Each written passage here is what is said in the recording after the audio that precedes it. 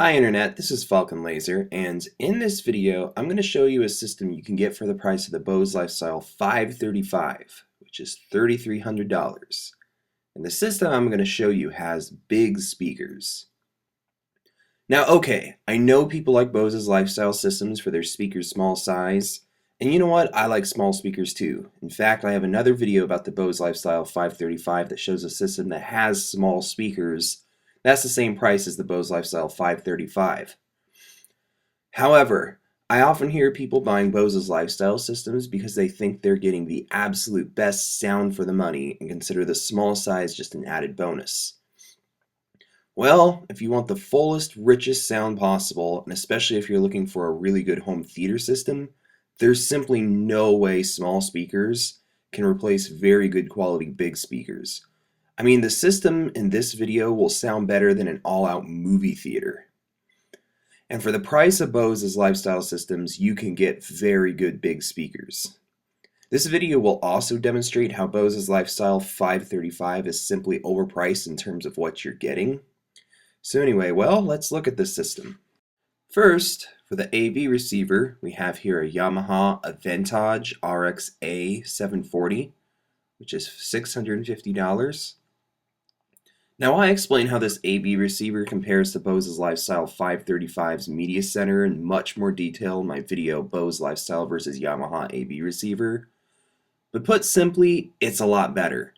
I'll explain some key things here. First being that a big deal about Bose's newer lifestyle systems is you can buy an optional Wi-Fi adapter for another $100. That'll let them stream Pandora internet radio and music from your own playlists. Well, this AV receiver, in fact most AV receivers on the market, can do the same thing, and it already has that feature already built in. Another thing is, unlike the older Bose V-Class lifestyle systems, the new 500 series lifestyle systems no longer have iPod connectivity. You instead have to buy an iPod dock for another $100. While with this AV receiver, as you can see, you can plug an iPod or iPhone directly into the USB input with an iPod cable. And it will display your device's content on its own display. As you can see here, it's displaying the name of the song I was listening to, and on your TV. Finally, a big deal with Bose's Lifestyle systems is they can equalize the speakers to match the acoustics of your room. Well, this AV receiver, in fact most AV receivers on the market, can do the same thing. That's not a feature unique to Bose, as some may believe. But you know what? This system's speakers are so much better than the Bose Lifestyle 535's dual cube speakers that no amount of equalization could ever help the Bose Cube sound better. Speaking of which, let's start looking at this system's speakers. For the surrounds, we have a pair of Paradigm Monitor Surround 1s, which are these things. They have two pairs of drivers that shoot off in different directions, which makes for a good surround effect. They are $280 each, or $560 a pair. This is what they look like with the grills on. Anyway, for the center speaker, we have here a Paradigm Monitor Center 1, which is $380. I actually own one of these, and it sounds awesome. And for the front speakers, we have a pair of Paradigm Mini Monitors, which are these. They are $600 a pair. Here's some light so you can see them a bit better. Okay, well how do these speakers compare to the Bose Lifestyle 535's dual cubes? Well, here's a picture of a Bose dual cube. They are very tiny. They're only 4.5 inches tall and 2 inches wide. So first, the obvious difference is the speakers in this system are vastly bigger, which means there's simply more matter going into them.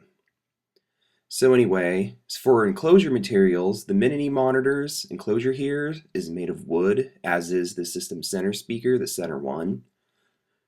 The Bose dual cubes and the Bose horizontal center speakers enclosures, on the other hand, are made of plastic.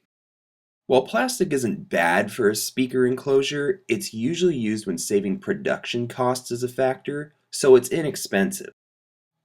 While wood, on the other hand, is better and is a more expensive to produce material for speaker enclosures than plastic is.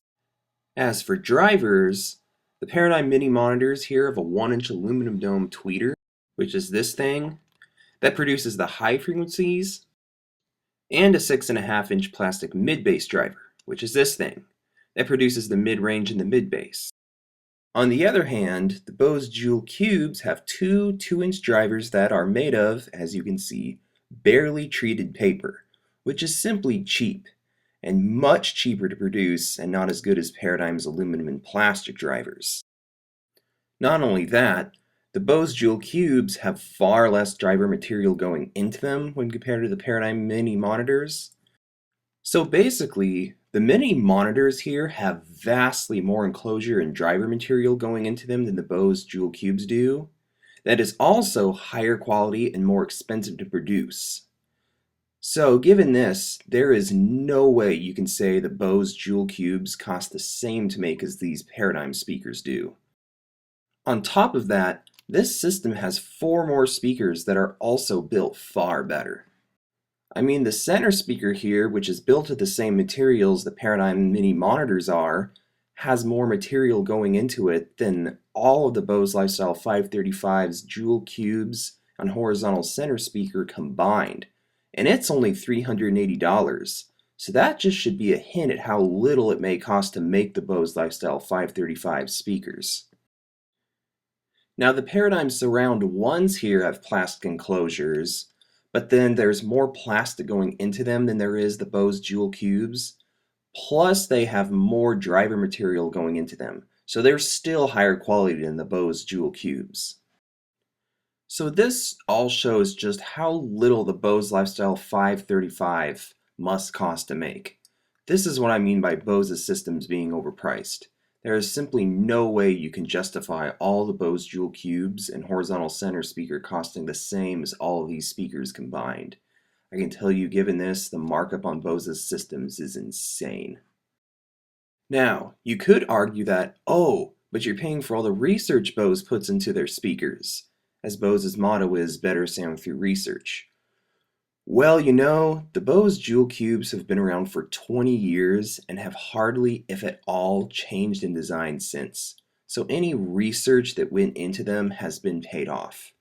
In fact, I'm going to get a little bit off topic here. Speaking of Bose's research, if you look at the products they've come out with in the last several years, there hasn't been anything super duper new. Yes, they did come out with the Bose VideoWave TV, but even it uses Bose's 30-year-old waveguide technology. It does have a new Bose tech called Phase Guide, but what Phase Guide does isn't a new idea and has been featured on some sound bars for a number of years even before Bose got it. While Bose did come up with the Unify feature, which I think is very innovative, it doesn't improve sound quality. In fact, the only difference between the old V-Class Lifestyle systems and the new 500 series systems is, as I said earlier, the new 500 series systems can be fitted with a Wi-Fi adapter that lets them stream music, but that feature has been standard on AV receivers for a few years now, so it's not really innovative at all. So basically, I think if Bose was really putting all this research into their products, they'd be pumping out all new speaker designs constantly, and every update to their products would be a massive improvement. But they aren't, so it doesn't really seem like Bose is putting a massive amount of research into their products. Now, yes, I know Bose has done research on automotive suspension systems, scientific instruments, and they did an experiment with cold fusion, but those areas of research have nothing to do with improving speaker design, so you really can't compare the two areas. So I'd say arguing you're paying for Bose's research when buying Bose doesn't make a whole lot of sense. In fact, if you consider the way the cubes are designed and work, which I explained in another video, the research they did on these speakers didn't lead to truly good quality results, as it's a bad design. So watch that video for an explanation. I've put the link in the video description. Anyway, well, let's look at this system's subwoofer. We have a Paradigm Monitor Sub 8, which is $700. Anyway, now as you may notice about this subwoofer, it is absolutely tiny, which it is. It has a 10 by 10 by 11 inch enclosure, and it has an 8-inch driver. However, looks are very deceiving. Despite its size, it can play very low and very loud. Compared to Paradigm's other less expensive 8-inch subs, which I show in a couple of my other videos, such as the Paradigm PDR-80 here, which I show in a video that shows a small speaker system you can get for the price of the Bose Lifestyle 525. This sub has 3 times the power those subs have, and it has a very high excursion driver. Here, this is what it looks like in action. Basically, high excursion means its driver can move in and out a lot, which gives it the ability to move a lot of air. And it can play down to 19 hertz, which is actually 1 hertz below what the average human can hear. And 19 hertz is unheard of for an 8-inch driver. Sub-bass frequencies, which are any frequencies below 80 hertz or so, which are frequencies you feel more than hear, require a lot of air movement, and 8 inches is the minimum size a subwoofer should be. And usually it's only bigger and more expensive subwoofers that can play that low. So again, the fact this sub can play that low is truly incredible. But how does this sub compare to the Bose Lifestyle 535's Acoustimass module? Well, as I said, a subwoofer should be at least 8 inches, but Bose's Acoustimass module has 2 5¼ inch drivers inside a bandpass box, which are simply too small to play loud and low sub-bass. And the thing is, those lesser Paradigm 8-inch subs I mentioned earlier can play lower and louder than Bose's Acoustimass module. And this subwoofer can play vastly louder than those 8-inch subs. In fact, this sub can play even lower and louder than the Paradigm PDR-100, which is this thing. And I show it in a video in which I show a big speaker system you can get for the price of the Bose Lifestyle 525. And comparing it to Bose's Acoustimass module is overkill. So therefore, comparing this sub to Bose's Acoustimass module is double overkill. I think one of the first things you'd notice if you were to compare this system and the Bose Lifestyle 535 side by side is this system would have a lot lower and louder bass. Anyway, well, that's all the speakers. As for cables, I would recommend good ones. I'd say about $100 worth of cables. That would include a subwoofer cable and wire at about 50 cents a foot. Would be sufficient for this system.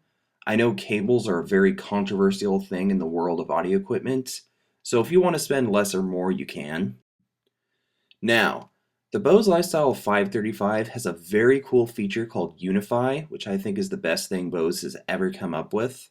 It shows you how to set up your system on your TV and lets you choose your components you want to use from a scroll down menu, which makes it very easy to use. But with this system, you can get a Logitech Harmony Universal Remote Control or Nevo Universal Remote that will do something similar. Here, I'll show you how my Nevo remote works. So, here's here a touch screen, and you can see it has like activities on it, like watch movie, play music, and auxiliary. So anyway, well, say you wanted to watch a movie. You'd go up here, you'd press watch movie, and in one button click, it will turn on all the components you need for the activity. It turns on here the Blu-ray player, the AV receiver, the TV. It'll turn the AV receiver to the correct input. And if you give it a bit here, it'll be ready to go.